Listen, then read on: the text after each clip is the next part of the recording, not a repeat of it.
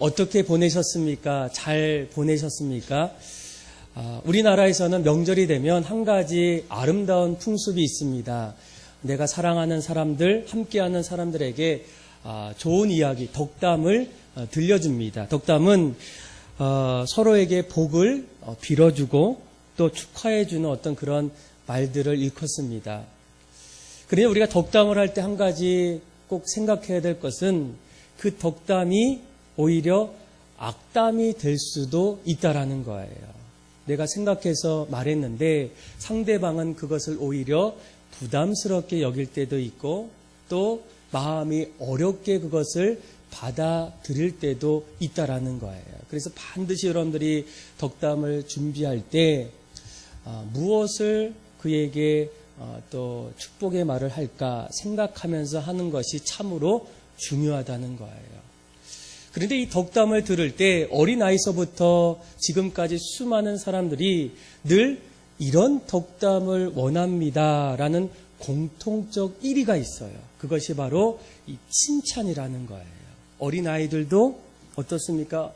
늘 그 자리에서 부모로부터 친척으로부터 좋은 말, 또 격려되는 말, 또 인정되는 말, 그리고 칭찬의 어떤 말들을 듣기를 원한다는 거예요.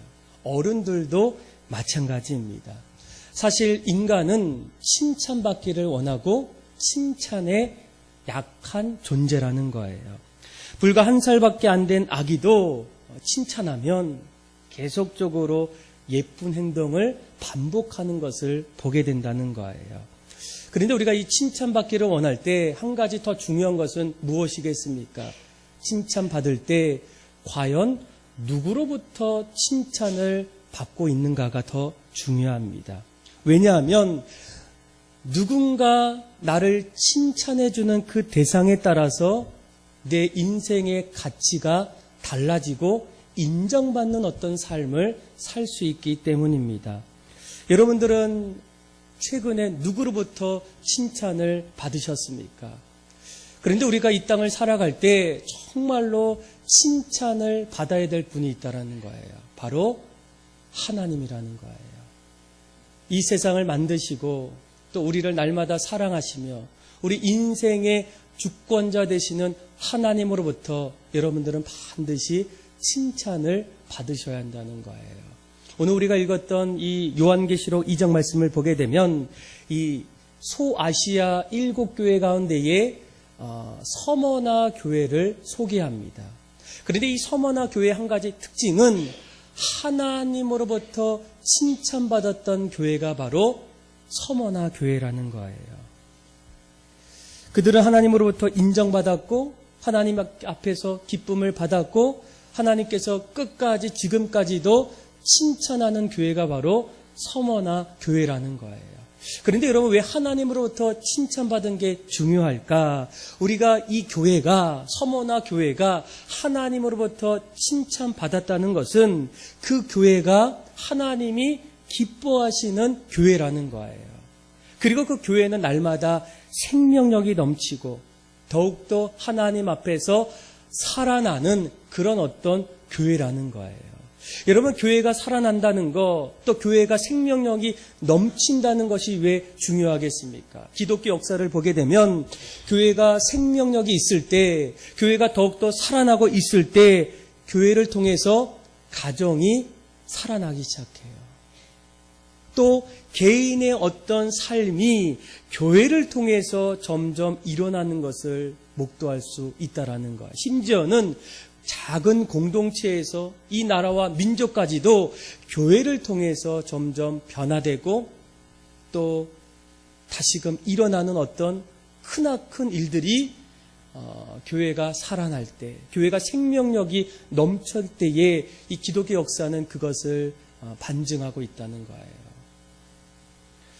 여러분 왜 이런 일들, 교회가 살아날 때 이런 일들이 일어날까? 하나님께서는 지금까지도 앞으로도 교회를 통해서 일하시고 교회를 통해서 역사하고 있다는 거예요.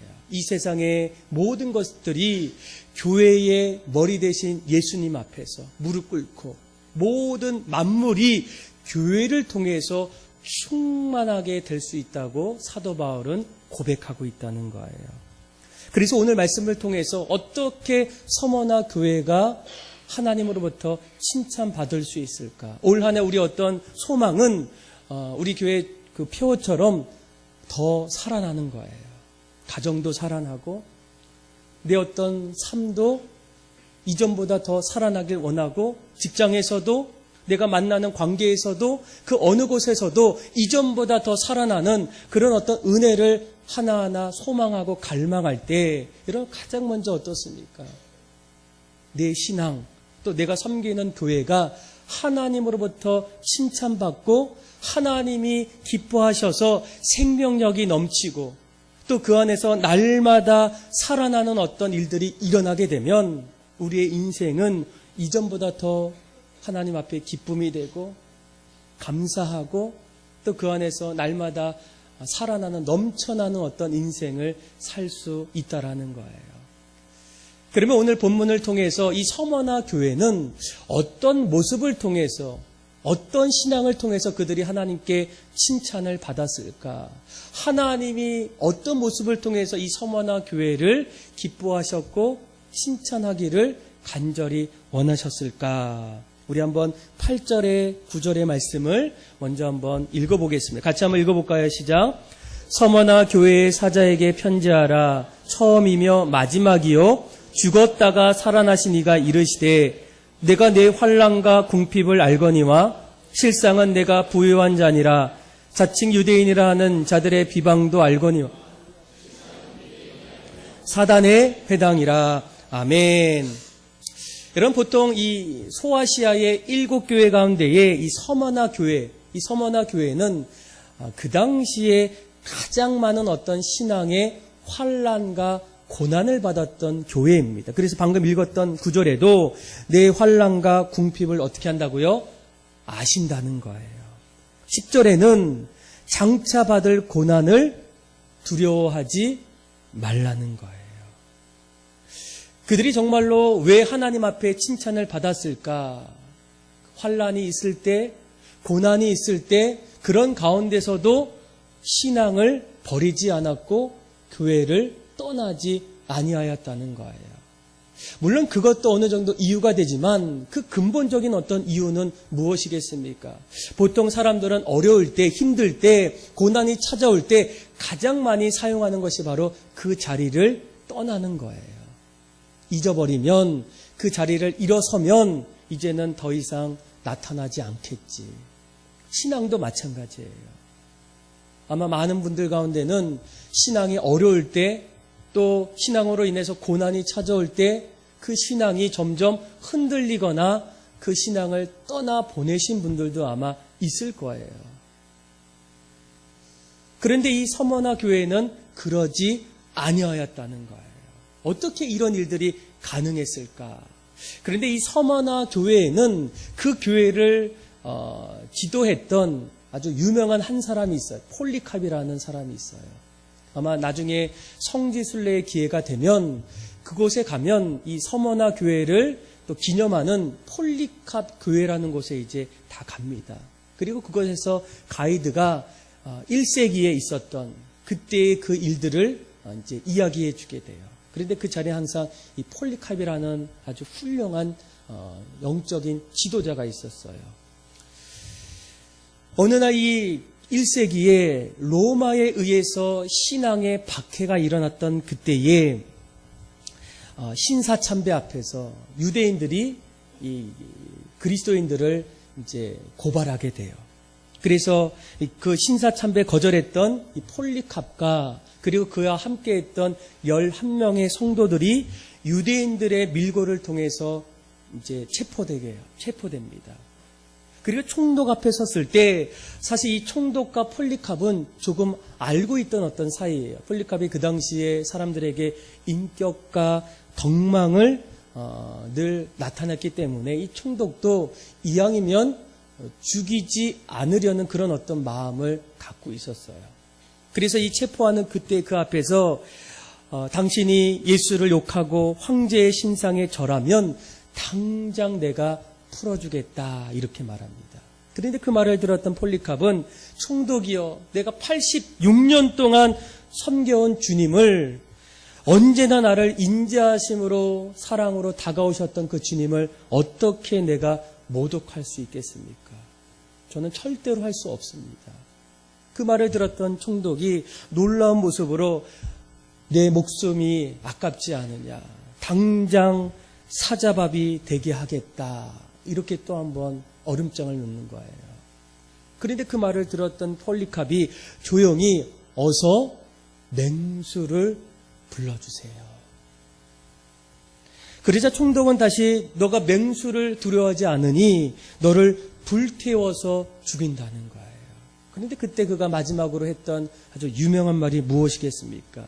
총독이여, 잠시 있다가 꺼질 이 불보다는 앞으로 있을 어떤 심판을 위해서 예비된 하나님의 진노를 두려워하십시오. 오히려 그 자리가 복음을 증거하고 하나님의 영원한 살아계심을 증거하는 어떤 그런 자리였다는 거예요. 결국 이 폴리캅은 화형을 당하다가 결국 사람들에 의해서 칼로 처형당하는 그 안타까운 일들이 일어났다는 거예요. 이 폴리캅뿐만 아니라 그와 함께했던 사람들이 마지막까지 그 위험 속, 생명의 어떤 위험 속에서도 끝까지 신앙을 붙잡을 수 있었던 이유가 무엇이었겠습니까? 아마 우리가 이 말씀을 되새겨 보게 되면 신앙에 확신이 있는 사람들, 신앙 고백이 분명한 사람들에게는 어떤 일이 있더라도 흔들림이 없다라는 거예요. 가끔씩 우리가 확신을 가지세요. 어떤 사람들이 어떤 어려움 속에서도 그 길을 끝까지 가는 것은 그 사람 마음속에 흔들리지 않는 어떤 확신이 있다라는 거예요. 여러분, 확신이 무엇이겠습니까? 내가 굳게 믿는 것을 말해요. 그래서 이 확신은 위기를 헤쳐나갈 수 있는 어떤 힘, 어려움이라도 이겨나갈 수 있는 어떤 능력, 그래서 즐거운 마음으로 내가 용기를 가지고 헤쳐나가는 어떤 것이 바로 확신이라는 거예요. 그래서 어떤 일이라도 만약 내가 확신이 있다면 그 확신을 가지고 어떻습니까? 두려움이 있더라도 두려워하지 않는다는 거예요. 걱정이 찾아와도 언젠가는 내가 반드시 다시 일어날 수 있는 어떤 확신이 있기 때문에 다시 그 자리에서 끝까지 그 길을 걸어갈 수 있다는 거예요. 이 서머나 교회의 지도자였던 폴리캅, 또 그의 어떤 성도들이 끝까지 그 신앙의 고난과 핍박과 박해 속에서도 마지막까지 그 길을 걸어갈 수 있었던 이유는 한 가지로 말하면 그들 마음속에 흔들리지 않는 신앙에 대한 어떤 확신, 또 구원에 대한 어떤 확신이 그들을 마지막까지 하나님 앞에서 옳은 길을 걸어갈 수 있도록 만들었다는 거예요. 여러분, 확신은 어떻게 생기겠습니까? 신앙의 확신, 구원의 확신, 오래 다닌다고 생기겠습니까? 열심히 나오면 저절로 확신이 들겠습니까? 내가 교회에서 무언가 열심히 봉사하면 그 안에서 점점 나도 모르는 어떤 확신이 점점 들겠습니까? 이 부분을 가지고 말씀을 찾다 보니까 이 디모데후서 3장 14절부터 이 확신이라는 말이 나와요. 확신에 거하는 일에 서라는 거예요. 우리 한번 디모데후서 3장 우리 14절인데 우리 같이 한번 화면을 보고 같이 한번 읽어보겠습니다. 시작. 그러나 너는 배우고 확신하는 일에 거하라. 내가 누구에서 배운 것을 알며. 아멘. 자, 여기서 뭐라고 얘기합니까? 너는 확신하는 일에 거하라는 거예요. 한 가지 느낄 수 있는 것은 처음부터 확신이 들지 않는다는 거예요. 점점 내가 무언가를 할 때에 확신의 자리에 거할 수가 있다라는 거예요. 그런데 사도 바울은 그것이 도대체 무엇이라고 합니까? 15절부터 우리가 확신에 거할 수 있는 아주 중요한 것을 그가 설명하게 돼요. 우리 한번 15절부터 17절까지 같이 한번 읽어보겠습니다. 시작. 또 어려서부터 성경을 알았다니 성경은 능히 하여금 그리스도 예수 안에서 있는 믿음으로 말미암아 구원에 이르는 지혜가 있게 하느니라. 모든 성경은 하나님의 감동으로 된 것으로 교훈과 책망과 바르게 함과 의로 교육하기에 유익하니 이는 하나님의 사람으로 온전하게 하며 모든 선한 일을 행할 능력을 갖추게 하려 함이라. 아멘. 여러분, 우리가 말씀이 하나님이 우리에게 주신 이 성경이 우리를 어떻게 합니까? 믿음을 통하여 구원에 이르는 지혜와 확신을 준다는 거예요. 말씀을 읽을 때마다, 말씀 안에 우리가 설 때마다 그 말씀이 우리 인생에 교훈이 되고 책망이 되고 무엇이 옳고 그른지를 점점 알려주는 것이 바로 하나님의 말씀이라는 거예요. 더욱이 17절 말씀에 보게 되면 이 말씀을 점점 먹고 우리가 늘 함께하고 지킬 때에 우리를 어떻게 만든다고요? 온전한 사람으로, 예수님의 사람으로 우리가 자랄 수 있도록 만들 수 있는 것이 바로 하나님의 말씀이라는 거예요. 그 말씀을 붙잡을 때, 그 말씀을 내가 들을 때, 그 말씀대로 내가 살 때 우리가 점점 이 땅에서 신앙의 확신을 거할 수 있는 그런 어떤 신앙의 생활이 우리에게 주어질 수 있다라는 거예요. 그럼 우리에게 주어진 어떤 해야 될 일이 도대체 무엇이겠습니까? 예수님의 사람이 되기 위해서, 구원의 확신을 다시금 확신하기 위해서, 날마다 어떤 환난과 어려움 속에서도, 흔들림 속에서도 흔들리지 않기 위해서는 그 말씀을 듣고 말씀을 배우고 말씀을 지키면서 살아가는 어떤 그런 몸부림이 우리 안에 처절하게 시작되어야 된다는 거예요. 아마 아까 소개했던 우리 바이블 또 아카데미 안에 보면 몇 가지 우리가 말씀을 배우고 또 확신할 수 있는 어떤 그런 시간들이 있어요. 매년마다 우리가 1:1 제자 양육 쉽지 않아요. 한 16주 합니다. 16번을 늘 2시간 이상씩 만나야 돼요. 또 공부도 해야 돼요. 기도도 해야 돼요. 실천도 해야 돼요. 그런데 그걸 다 하셨던 분들의 이야기를 들어보면 정말 믿음이 자라고 구원의 확신의 어떤 증언들을 우리가 들을 수가 있어요. 제가 몇 가지 한번 그분들이 썼던 간증문을 제가 몇 가지 좀 찾아봤는데 한번 들어보세요. 어떤 분은 이렇게 썼더라고요. 지금까지 그냥 습관에 의해 하나님의 전을 찾았지만 1:1 제자 양육을 통해 구원의 확신과 하나님이 어떤 분인지를 더 알게 되었습니다.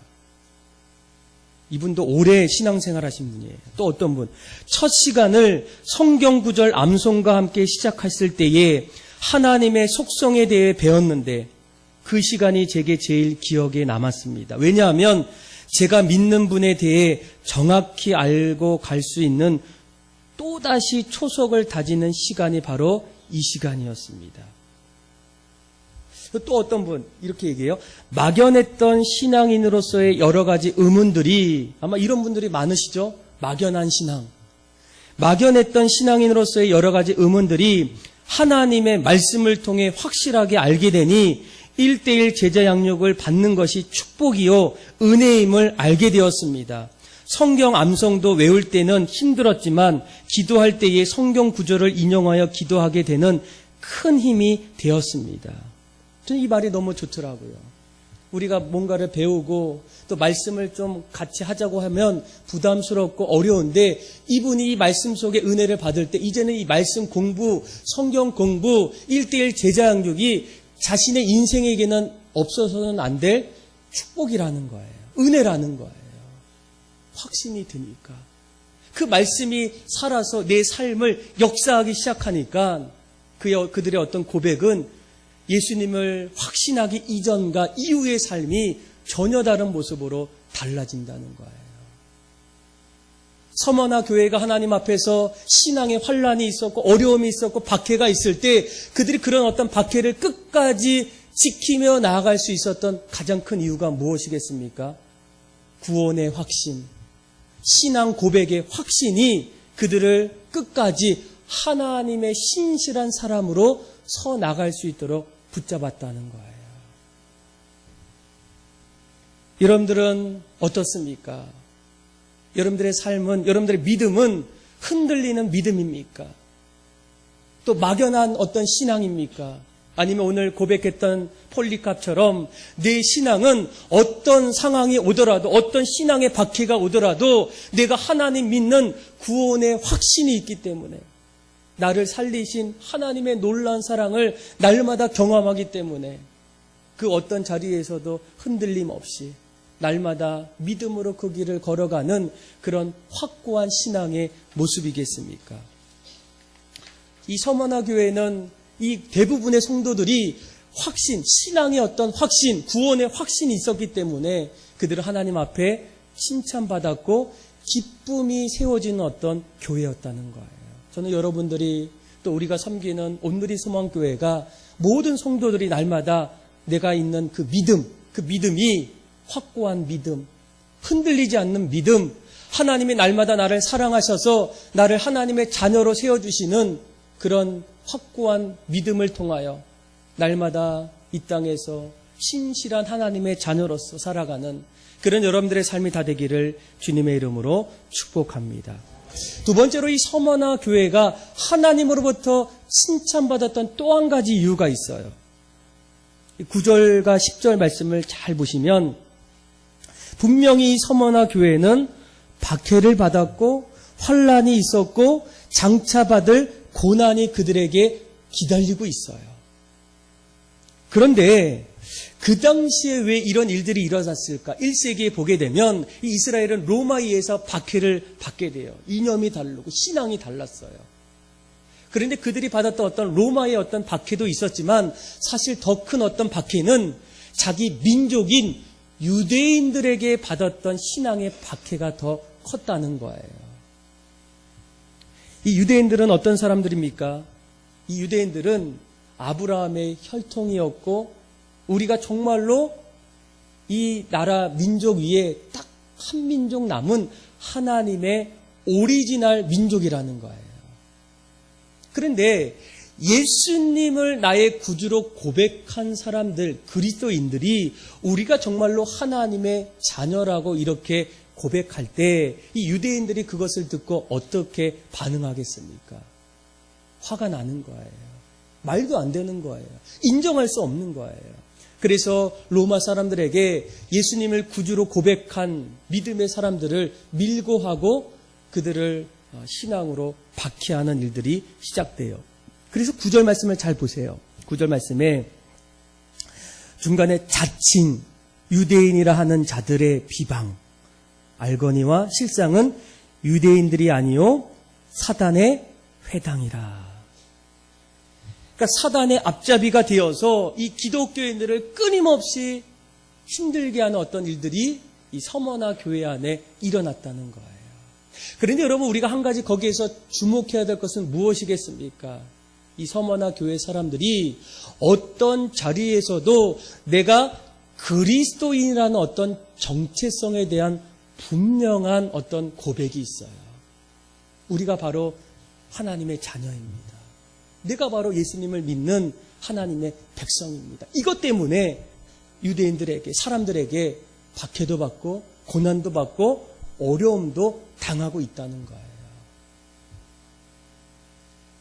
그런데 하나님께서 그 모습을 보고 그들을 오히려 칭찬하고 기뻐하셨다는 거예요.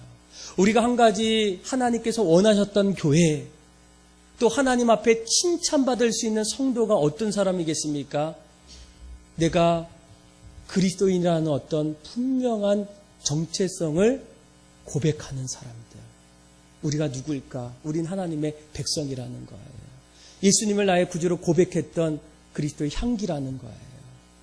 그런데 요즘은 어떻습니까? 이 그리스도인의 어떤 정체성이 흔들리는 분들이 많이 있다는 거예요. 지금까지 끊임없이 기독교 서적이 계속 나와요.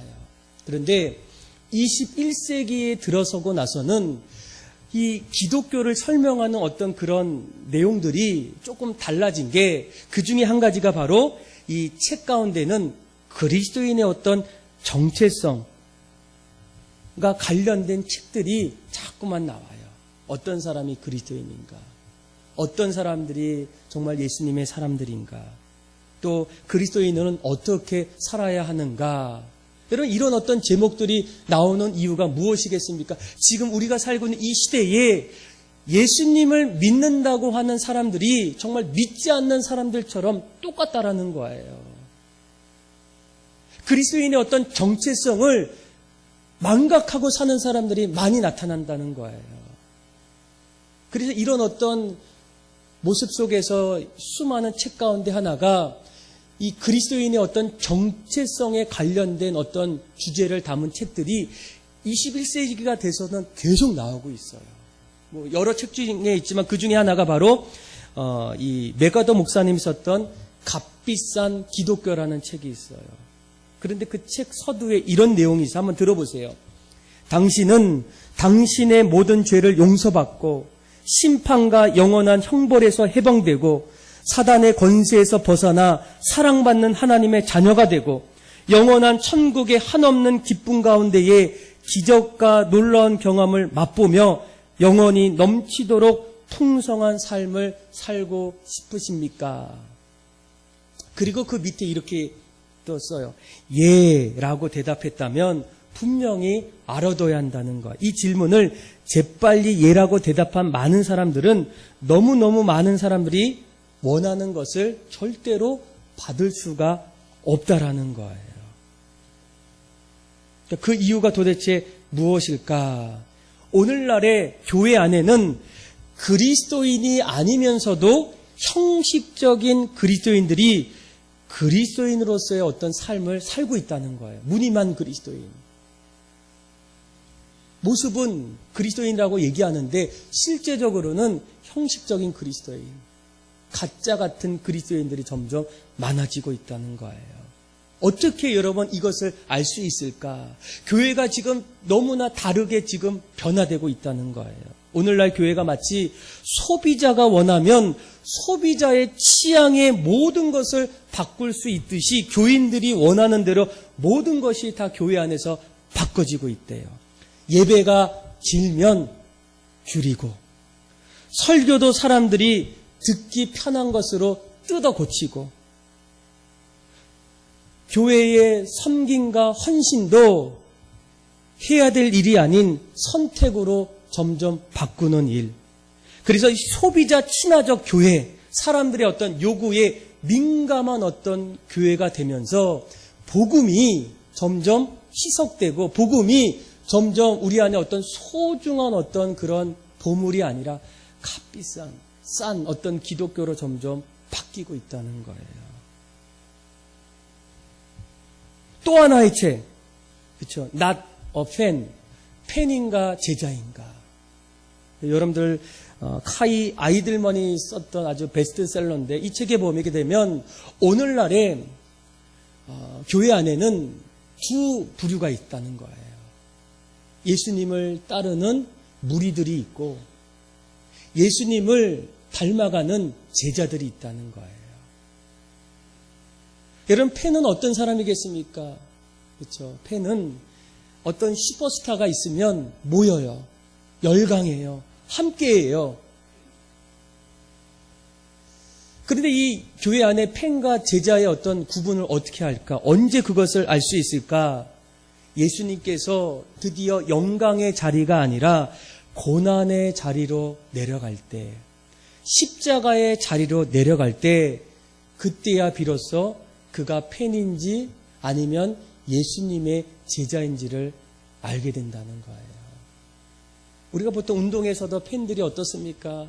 잘하면 그 팀을 응원해요. 함께해요. 같이 가요. 모든 것들을 늘 마음에 품어요. 그런데 그 팀이 어느 날 점점 밑으로 떨어져요. 못해요. 안 돼요.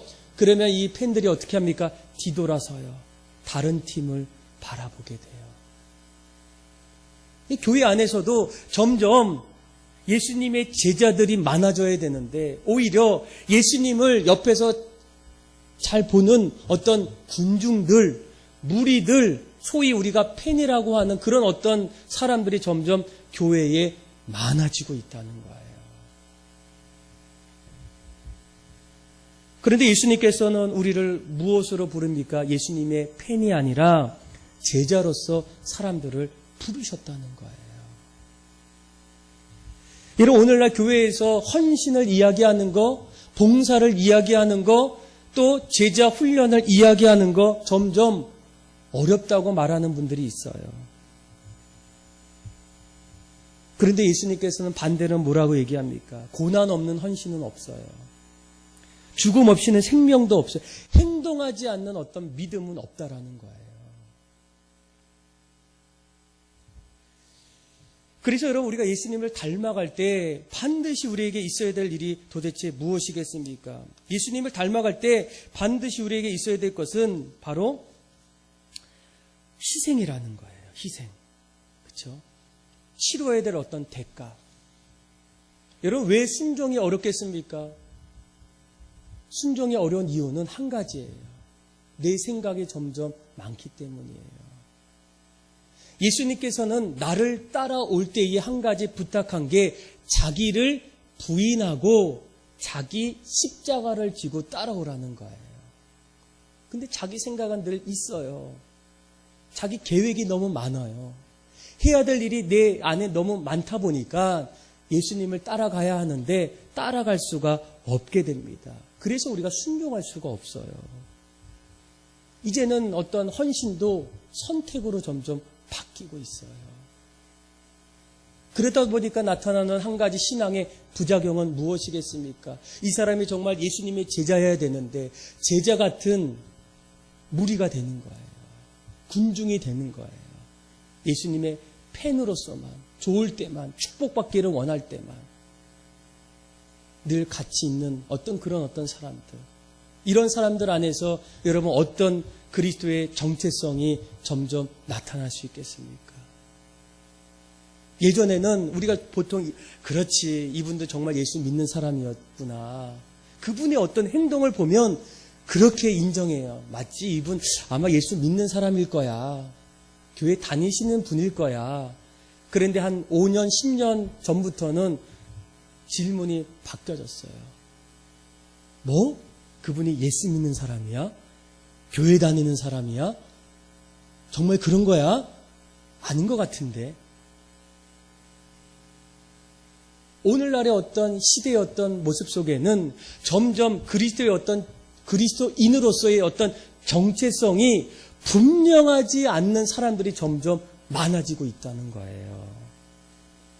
그런데 오늘 서머나 교회가 칭찬받았던 이유가 도대체 무엇이겠습니까? 그들은 앞으로 지금 받았던 고난도 있고 앞으로 우리가 받아야 될 어떤 어려움과 고난 속에서도 두려워하지 않고 그 길을 걸어간다는 거예요. 왜 그렇습니까? 내가 누구인지, 내가 어떤 존재인지, 이 정체성을 아는 사람들은 내가 앞으로 어떤 일을 해야 하는지를 분명히 아는 사람들이 바로 그리스도인이라는 거예요. 그래서 하나님께서는 이 서머나 교회 성도들을 보고 어떻게 합니까? 칭찬하십니다.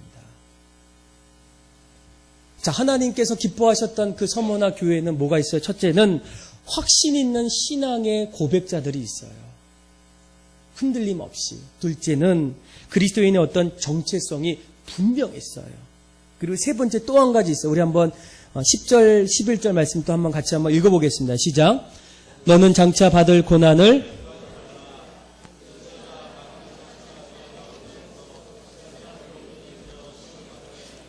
너희가 10일 동안 환난을 받으리라. 내가 죽도록 충성하라. 그리하면 내가 생명의 간을 내게 주리라. 귀 있는 자는 성령이 교회들에게 하시는 말씀을 들을지어다. 이기는 자는 둘째 사망의 해를 받지 아니하리라. 아멘. 자, 그들이 10절에 앞으로 뭐가 찾아와요? 축복이 아니라 고난이 기다려져요. 그런데 그들이 끝까지 그 고난을 이겨나갔어요. 그 이유가 무엇이겠습니까? 10절 후반절에 보게 되면 내가 죽도록 충성했던 이유는 생명의 간을 주시는 그 하나님의 약속을 붙잡았기 때문이에요.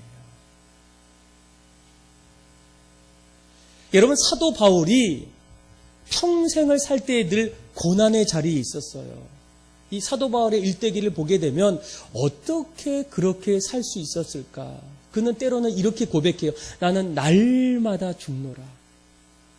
때로는 태장으로 4번을 맞고 돌로도 맞아 죽을 뻔하고 숱한 고난을 받았던 사람이 바로 사도 바울이었어요. 그런데 그가 마지막까지 믿음의 길을 걸어갔던 그 이유를 찾아보니까 로마서에 이런 고백이 있어요. 현재의 고난은 장차 올 영광과 좋게 비교할 수 없다는 거예요. 무엇을 얘기합니까? 11절 말씀이에요. 11절에 보면 둘째 사망의 해를 어떻게 한다고요? 받지 않는다는 거예요. 한 번 죽는 것은 우리가 육체의 죽음을 얘기해요. 두 번째 죽음은 이제는 죽고 난 이후에 하나님 앞에 서서 심판받는 자리를 두 번째 자리라고 얘기해요. 그런데 예수님을 믿는 사람들은 어떻습니까? 영생에, 믿지 않는 자는 영벌에 우리가 처한다는 거예요. 그러니까 이 서머나 교회 성도들이 어느 날부터 마음속에 내가 이 땅에서 살아갈 때 이 땅을 사는 민족이지만 내 마음에는 늘 하늘에 대한 어떤 소망을 마음에 품고 날마다 그 길을 믿음을 통하여 걸어갔다는 거예요. 아마 그들의 어떤 그 고백 속에서는 우리가 늘 불렀던 찬송과 이런 찬송이 있죠. 저 높은 곳을 향하여 날마다 나아갑니다. 내 뜻과 정성 모아서 날마다 기도합니다. 내 주연의 만붙두사 그곳에 있게 하소서.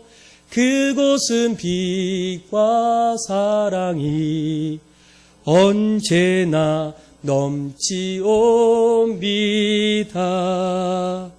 이 찬양의 고백도 우리가 이 땅을 살아갈 때 나는 이 땅에 살고 있지만 날마다 저 높은 곳을 향해서 나아가고 있다는 거예요. 그 이유가 무엇이겠습니까? 그것은 빛과 사랑이 가득하기 때문에 하나님께서 날마다 그곳에서 우리를 영원히 품어주시기 때문에 그 한 가지 믿음을 통해서 사도 바울 수많은 모든 사람들이 어떻습니까? 이 땅에서 하늘 백성으로 천국의 소망을 두고 날마다 걸어가고 있다는 거예요. 여러분들의 마음은 어떤 마음을 갖고 계십니까? 여전히 이 땅의 성공, 세상의 어떤 성공, 그래 내가 정말 이 땅에서 최고로 정말 잘 살고 사람들 앞에 떵떵하게 살아야 되겠다는 어떤 그런 생각들. 그런데 이 서머나 교회들이 칭찬받았던 이유는 이들 마음에는 이 땅의 소망이 아니라 하늘의 소망을 바라보면서 살았던 성도들이 바로 서머나 교회의 성도들이라는 거예요. 저는 여러분들이 오늘 이 시간 여러분들의 신앙의 자리에서 내 마음이 바라보는 것이 어디일까? 내가 무엇을 마음에 붙잡고 오늘도 내일도 살아가길 원하는가? 하나님이 칭찬했던 교회, 하나님이 기뻐했던 서머나 교회는 어떤 교회였습니까? 늘 마음에 이 땅이 아니었어요. 영원한 곳, 하나님과 함께하는 그것을 바라보면서 살았기 때문에 그들이 고난이 와도 어려움이 와도 힘든 어떤 오해나 어떤 비난이 오더라도 늘 감수하면서 날마다 그 길을 걸어갈 수 있었다는 거예요. 사랑하는 믿음의 성도 여러분, 우리들도 신앙생활을 할 때 하나님으로부터 칭찬받아야 하지 않겠습니까? 하나님이 기뻐하시는 성도들의 삶이 되어야 되지 않겠습니까? 날마다 우리가 이런 삶을 통해서 우리의 생명과 삶이 다시금 살아나야 되지 않겠습니까? 그러기 위해서 오늘 서머나 교인들의 어떤 모습을 통해서 그들은 늘 마음속에 구원의 확신, 믿음의 확신, 또 말씀 앞에서의 어떤 신앙의 고백의 확신을 가지고 살아갔습니다. 또 그들은 날마다 그리스도인의 어떤 정체성이 분명했어요. 나는 그리스도인입니다. 내 안에 그리스도의 향기가 나타납니다. 그리고 나는 이 땅이 아닌 영원한 곳에 소망을 두고 있습니다. 이런 고백이 여러분들의 고백이 되어서 또 그런 결단을 통해서 날마다 여러분들의 삶이 신앙과 가정이 더욱더 살아나는 그런 은혜가 넘쳐나기를 주님의 이름으로 축복합니다. 기도하겠습니다. 하나님 아버지, 더욱더